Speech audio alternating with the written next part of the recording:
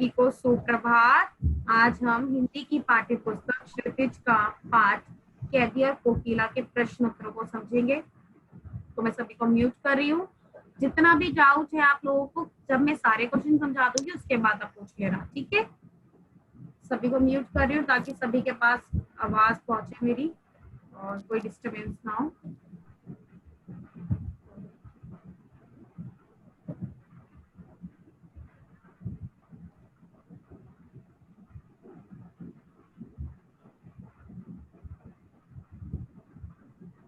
तो पहला प्रश्न है हमारा, कोयल की कूक सुनकर कवि की क्या प्रतिक्रिया थी। कोयल की कूक सुनकर कवि को लगा कि वह बावली हो गई है। ठीक है, जब कवि सुनता है कि कोयल बहुत कूक रही है तो उसे लगता है कि वह बावली हो गई है, वह कुछ कहना चाहती है या कवि को निरंतर लड़ते रहने की प्रेरणा देना चाहती है। राष्ट्रीय चिंतन में संलग्न कवि के मन को आभास होता है कि शायद कोयल ने दावानल मतलब जंगलों की आग अर्थात क्रांति की लपटें देख ली है, जिसकी सूचना देने के लिए वे चीख उठी है या कवि के कष्टों को देखकर आंसू बहा रही है। तो कोयल की कूक सुनकर कवि की क्या प्रतिक्रिया होती है। जब कोयल कूक रही होती है, चिल्ला रही होती है, तो कवि, क्योंकि कवि तो जेल में होते हैं, तो उनको लगता है कि कोयल बावली हो गई है, क्या कुछ कहना चाहती है या ये कवि से कहना चाहती है कि तुम निरंतर संघर्ष करते रहो, किसके खिलाफ, अंग्रेजों के खिलाफ। तो लड़ने की प्रेरणा देती है। साथ ही राष्ट्रीय चिंतन, कवि के मन को आभास होता है राष्ट्र के चिंता के विषय में कवि को आभास होता है कि शायद कोयल ने दावानल मीन्स जंगलों की आगों को या क्रांति की लपटें देख ली है, जिसकी सूचना देना चाहती है कि क्रांति होने वाली है, बहुत भयंकर क्रांति होने वाली है, या जंगलों की आग को देख लिया है, जैसा कि हमने पाठ में पढ़ा था, उसकी सूचना देने के लिए वे चीख उठी है। या कवि के कष्टों को देखकर आंसू बहा रही है कि कवि पर जितने ज्यादा कष्ट हो रहे हैं, उनको खाना नहीं दिया जा रहा, उनको छोटी सी कोठरी में बंद कर दिया जा गया है, ना वहाँ रोशनी है, ना कुछ खाने को दिया जा रहा है, उन पर कई अत्याचार हो रहे हैं। ठीक है, बहुत सारा कोलू चरखा चलाने को दे दिया गया, ढोने को दे दिया गया, तो ये सारी चीजें यहाँ कही गई। ठीक है, कवि ने कोकिला के बोलने के पीछे किन कारणों की संभावना व्यक्त की है। जैसे कि मैंने आपको बताया है, कवि ने कोकिला के बोलने के पीछे निम्नलिखित कारणों की संभावना व्यक्त की है। अंग्रेजों की अमानवीय प्रताड़ना देखकर, मतलब कि जो उन्हें प्रताड़ित कर रहे हैं, उन्हें परेशान कर रहे हैं, अमानवीय मतलब उनमें मानव जैसा व्यवहार नहीं है, वो हिंदुस्तानियों को, जो भारतीय उन्हें मानव की तरह नहीं देखते, बल्कि उन्हें पशु पक्षियों की तरह देखते, क्योंकि उनके तो बेहद अत्याचार किए जा रहे हैं। तो यहाँ यही कहा जा रहा है कि अंग्रेजों की अमानवीय प्रताड़ना देखकर। दूसरा है चारों ओर भीषण अत्याचार और विषमता का तांडव देखकर। ठीक है, तो इसलिए चीख रही है, इसलिए वो बोल रही है। कवि के शरीर एवं हाथों में लोहे की जंजीरें देखकर, हाथों और पैरों में पीढ़ियां, ये सब जो जंजीरें देखकर मुझे वो लगता है कि कोयल चीखने लगी है, बोलने लगी है। और कवि की दीन दशा देखकर कोकिला के बोलने के पीछे इन कारणों की संभावना बताई गई है। बहुत इजी कारण है। इसमें आप 2-4 कारण और जोड़ सकते हैं कि उन्होंने जंगलों की, दावानल की आगों को देख लिया है, लपटों को देख लिया है, क्रांति की सूचना लेकर आई है। जो पार्ट में हमने पढ़े थे उनको आप बढ़ा के बेशक लिख सकते हो, कोई ऐसी बात नहीं। थर्ड प्रश्न है यहाँ पे, किस शासन की तुलना तम के प्रभाव से की गई है और क्यों।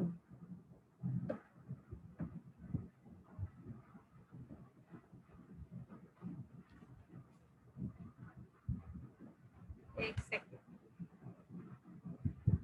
किस शासन की तुलना तम के प्रभाव से की गई है। तम मीन्स अंधकार, तो कौन सा शासन की तुलना है जो अंधकार के प्रकाश से की जा रही है। अंग्रेजी शासन की तुलना तम के प्रभाव से की गई है, क्योंकि अंग्रेजों का शासन जो था ना, वे अंधकार में शासन था।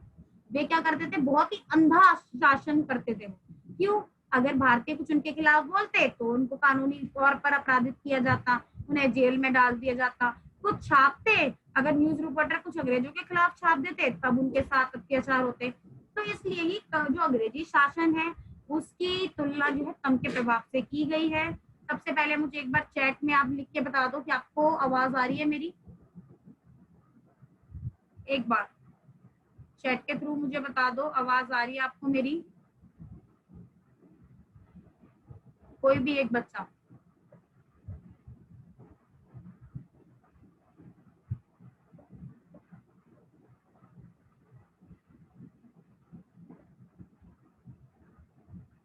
ओके आदित्य, आवाज आ रही है? गर्दन हिला के बोल दीजिए। साहिल, आदित्य, आपका कैमरा म्यूट हो गया है।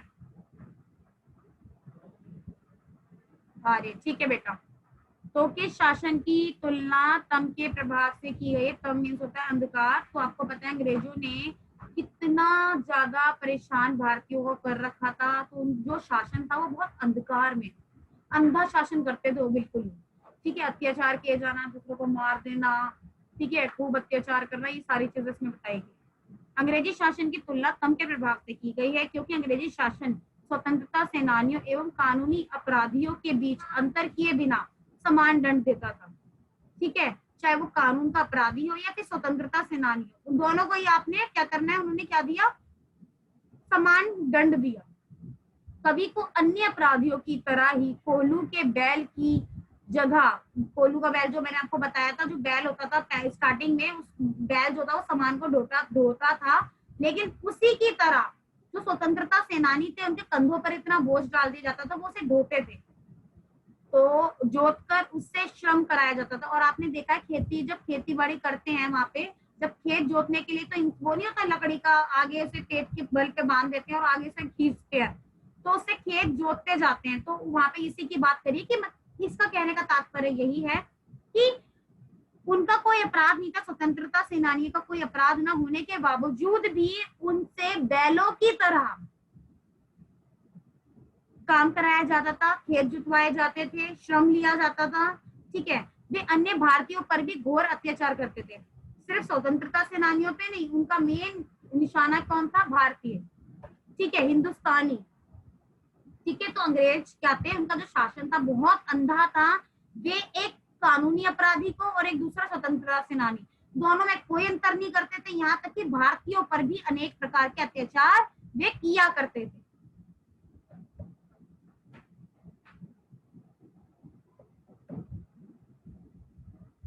ठीक है, तो कवि के आधार पर पराधीन भारत की जेलों में दी जाने वाली यातनाओं का वर्णन कीजिए। पराधीन भारत में अंग्रेजी शासन ने यातना के कई कठोर एवं अमानवीय साधन अपना रखे थे। पराधीन मतलब जब हमारा देश आजाद नहीं हुआ था तब की बात कर रहे हैं। पराधीन जब उनके अधीन था, अंग्रेजों के अधीन।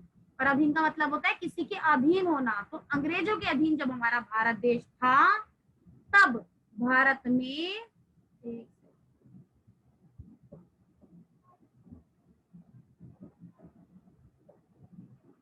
हाँ, तो पराधीन भारत में अंग्रेजी शासन ने यातना के कई कठोर एवं अमानवीय साधन अपना रखे थे। वे राजनीतिक कैदी और चोर लुटेरों के बीच अंतर नहीं करते थे। जैसा कि मैंने आपको पहले भी बताया, स्वतंत्रता सेनानी हो या चोर लुटेरे हो, कोई अंतर नहीं है। शरीर पर क्या होती थी? लोहे की जंजीरों से बंधा हुआ, तथा हाथ में हथकड़ी होती थी। ठीक है, तो क्या होता था, उनके पूरे शरीर को जंजीरों से, हाथों में हथकड़ियां बांध कर रखा जाता था। कम भोजन देकर उनसे पशुओं की भांति, मैंने बताया ना, जैसे आपको कोल्हू वाला बताया मैंने, बैल की तरह चलाई जाती थी, तो उनसे पशुओं की भांति मेहनत कराई जाती थी। बैलों के स्थान पर कैदियों को जुए में जोता जाता था और उनसे पत्थर तुड़वाए जाते थे। जैसा कि मैंने आपको बताया, दुनिया भर के काम इनसे कराए जाते थे, चाहे पत्थर तुड़वाने वाला काम हो या खेत जोतने वाला, ये सारे काम उनसे कराए जाते थे। राइट, चलिए अब चलते हैं 5वें प्रश्न की ओर। भाव स्पष्ट कीजिए। मृदुल वैभव की रखवाली सी कोकिल बोलो तो, मतलब मृदुल मीन्स मीठी बोली वाली। कवि कहता है कि संसार में कई तरह के भयानक कष्टों के बीच जब कोमल, सुकुमार, माधुर्य स्वर से भरी कोयल की वाणी सुनाई पड़ती है तो सारे कष्ट दूर हो जाते हैं। कवि के अनुसार कोयल की यही विशेषता उसे सर्वाधिक मृदु और वाणी युक्त पक्षी बनाती है। कहता है, यहाँ पे कवि का कहने का तात्पर्य है कि संसार में कई तरह के भयानक कष्टों के बीच में भी अगर हम कोयल या सुकुमार माधुर्य स्वर से भरी हुई कोमल की वाणी, कोयल की वाणी सुनाई पड़ती है तो सारे कष्ट दूर हो जाते हैं। कवि के अनुसार मतलब अगर हम बहुत कष्ट में और कोयल की वाणी सुन ले तब भी सारे हमारे कष्ट दूर हो जाते हैं।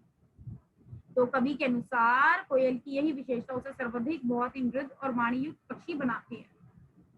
हूँ मोट खींचता लगा पेट पर जुआ, खाली करता हूँ ब्रिटिश अकड़ का कुआं। जैसा कि मैंने आपको ये वाला भी समझाया था कि कैसे उनकी अकड़ को चूर चूर कर देते हैं। कौन कर देते हैं? स्वतंत्रता सेनानी। वो कहीं पे भी हार नहीं मानते। कवि जेल के यातनापूर्ण जीवन का वर्णन करता हुआ कहता है कि अपने पेट पर कोल्हू के बैल वाला जुआ बांधकर कोल्हू का चरसा खींचते हुए उसे ऐसा प्रतीत हो रहा है कि वह अंग्रेजों के दर्प कूप को निरंतर रिक्त करता जा रहा है। दर्प कूप मीन्स उनका जो घमंड है, जो वो समझते हैं कि हम ही सब कुछ, हम इतने अत्याचार करेंगे इन पर, और ये अगर इतने अत्याचार करेंगे तो ये सुधर जाएंगे, मान जाएंगे, हमारे इशारों पर चलेंगे, हमारे के अनुसार चलेंगे। तो ऐसा नहीं है, ऐसा नहीं है, क्योंकि स्वतंत्रता सेनानियों में अपना एक अलग ही रुतबा है। वे इनके आगे झुकने वाले नहीं है। वो कहते हैं जितना अत्याचार करना है कर रहे हो, लेकिन हम भारत माता के आगे अपनी भारत माता को झुकने नहीं देंगे, और जितना अत्याचार करना है करते जाओ। कभी तुम्हारा घमंड, जो तुम्हारा घमंड है, उसे चूर चूर करके रहेंगे। तो वह अंग्रेजों के दर्प कूप को निरंतर रिक्त करता जा रहा था। तो अंग्रेजी सल्तनत को चुनौती दे रहा है। आपको पता है जेल में यातनापूर्ण जीवन व्यतीत करते हुए भी, चाहे वो उनसे बैल की तरह जुतवाना हो, या फिर पत्थर तुड़वाने हो, या अनेक प्रकार के कार्य करवाएं, या उन्हें खाना ना दे, सब कुछ लिखने के बाद आप कह सकते हैं कि अंग्रेजी सल्तनत को चुनौती दे रहा है। ये कौन दे रहा है चुनौती? स्वतंत्रता सेनानी। इतना अत्याचार करने के बाद भी उन्होंने हार नहीं मानी है, और वो इन सबको चुनौती दे रहे हैं। अर्धरात्रि में कोयल की चीख से कवि का क्या अंदेशा है? अर्धरात्रि मतलब आधी रात्रि में कोयल की चीख से कवि को अंदेशा होता है कि स्वतंत्रता सेनानियों के ऊपर हो रहे घोर अत्याचार को देखकर कोयल का हृदय भी करुणा से भर उठा है। कैदियों पर होने वाले अत्याचार एवं उनकी वेदना और दुख के कारण कोयल चीख उठी है। ये तो बहुत इजी है कि अर्धरात्रि में कोयल की चीखने की वजह क्या है? या तो उसने जंगलों की आग को देख लिया है, या सेनानियों पे होने वाले अत्याचारों को देख लिया है, तो उसका भी हृदय जो है करुणा से भर गया है। ठीक है, क्योंकि वो भी इस पीड़ा को महसूस कर रही है कि कितना अत्याचार इन पर हो रहा है। कैदियों पर होने वाले अत्याचार, उनकी वेदना और दुख के कारण कोयल चीख उठी है। एग्जाम्स में थोड़ा इसे बना के लिखेगा मार्क्स के अकॉर्डिंग। ठीक है, तो अर्धरात्रि में कोयल जब चीख रही है तो क्या क्या उसके कारण हो सकते हैं, तो आप 4-5 पॉइंट इजीली लिख सकते हैं। कि चारों ओर का भीषण, आप ये वाला भी लिख सकते हैं, जैसे कि हमने पहले दूसरा क्वेश्चन पढ़ा था कि अंग्रेजों की अमानवीय प्रताड़ना देखकर चीख उठी है, चारों ओर भीषण अत्याचार देखकर चीख उठी है। ठीक है, या शरीर पर, कवि के जो शरीर पर लोहे की जो जंजीरें हैं, हथकड़ियां, उसे देखकर चीख उठी है, या कवि की दीन दशा को देखकर चीख उठी है ना। और कैदियों पर होने वाले अत्याचारों और उनकी वेदना और दुख के कारण कोयल चीख उठी है। ऐसे करके आप बना के लिख सकते हैं। कवि को कोयल से ईर्ष्या क्यों रही? अब जल क्यों रहा है? आपको पता है कोयल तो खुले आकाश में उड़ती है, हरियाली उसके पास है। कवि के पास क्या है? बंद दीवारें हैं, अंधकार है, 10 फुट के स्थान है, कारावास है, बस वहीं पे बैठा हुआ है वो, तो इसलिए इसको ईर्ष्या हो रही है।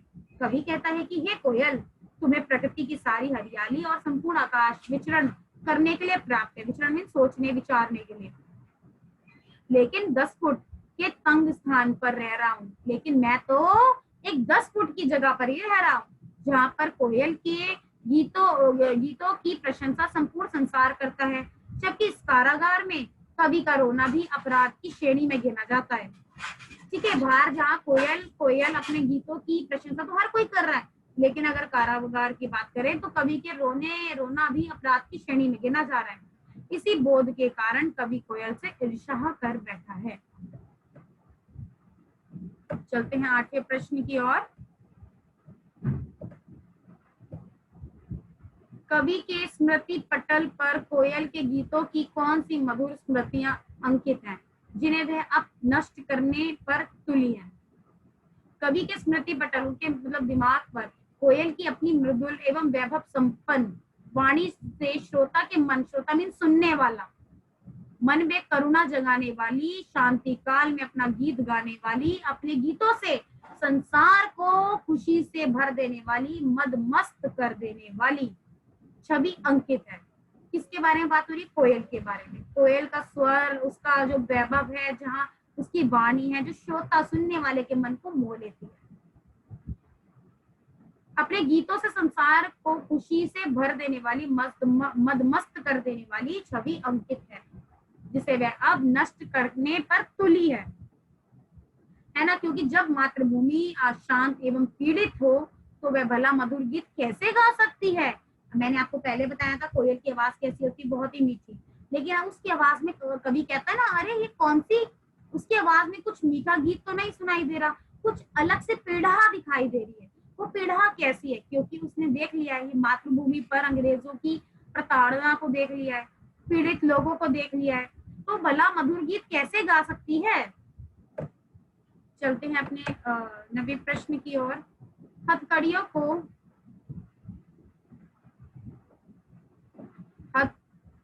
को गहना क्यों कहा गया है? आपको जैसे कि मैंने इसमें व्याख्या में भी बताया था, कवि ने हथकड़ियों को गहना इसलिए कहा है क्योंकि कवि स्वाधीनता सेनानी है, स्वतंत्रता सेनानी है, उसने देश की स्वतंत्रता के लिए आवाज उठाई है, मातृभूमि की सेवा के लिए।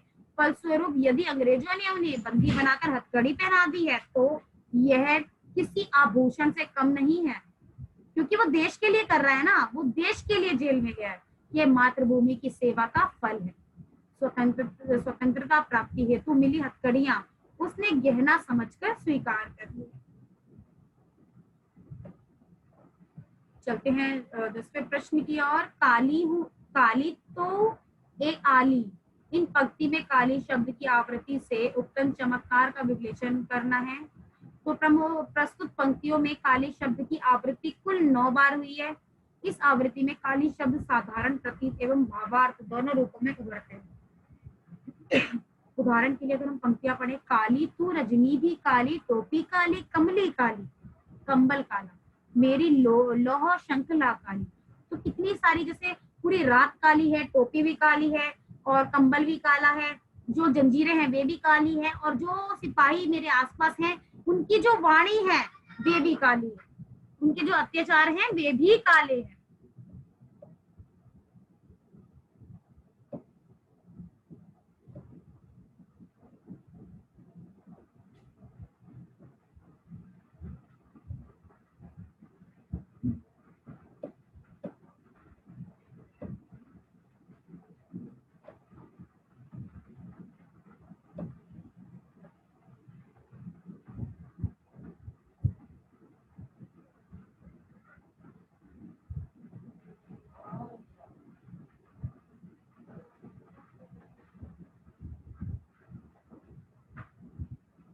इतना आप लोगों को समझ आया?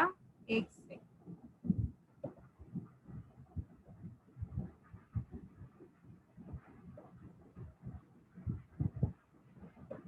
इतना क्लियर है आप लोगों को? यहाँ अगर कोई डाउट है तो यस मैम। इजी, अच्छे से समझ आया ना?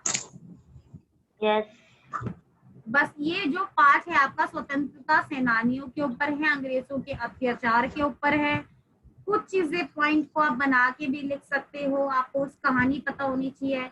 इसमें काली शब्द का प्रयोग कितनी चीजों के लिए किया गया है ना। जैसे काली शब्द का बोला गया है कि उनकी टोपी भी काली है, ये जो पूरी जो 10 फीट की कोठरी में वो रह रहे हैं वो वहां का अंधकार पूरा काला है, जो सिपाही उनके आसपास हैं उनके बोलने का जो ढंग है, जो उनके वचन है वे भी काले हैं।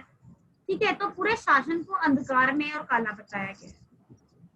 ऑलराइट, और काव्य सौंदर्य स्पष्ट कीजिए। तो रचना और अभिव्यक्ति 12th क्वेश्चन पढ़ रही हूँ मैं, काव्य स्पष्ट तो आपको समझ आ जाएगा क्योंकि आगे पढ़ा है वो सही सेम है।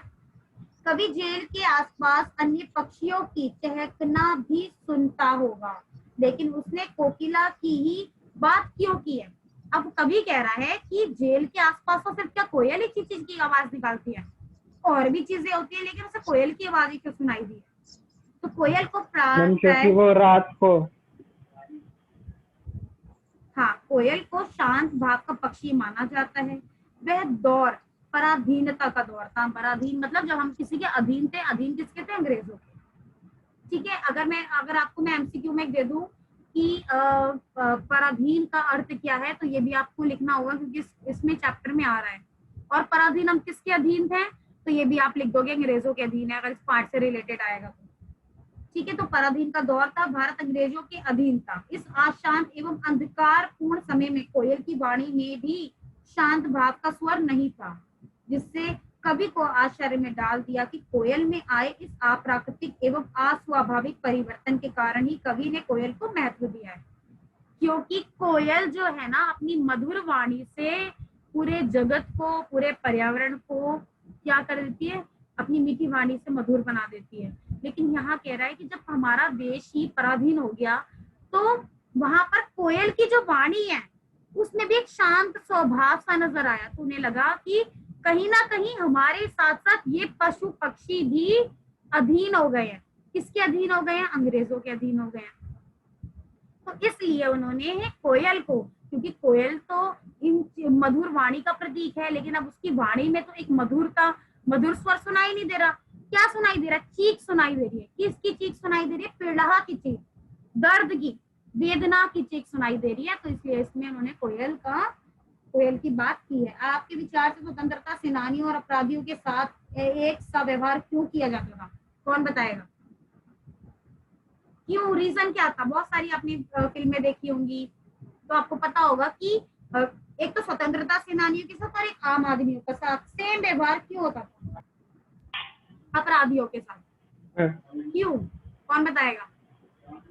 मैम क्या क्वेश्चन है मैम? हेलो, आपके विचार से स्वतंत्रता सेनानियों और अपराधियों के साथ एक सा व्यवहार क्यों होता था? इसका क्या कारण है? मैम क्योंकि मैम अंग्रेज मैम मैम समझते थे कि मैम वो भी अपराधी है मैम।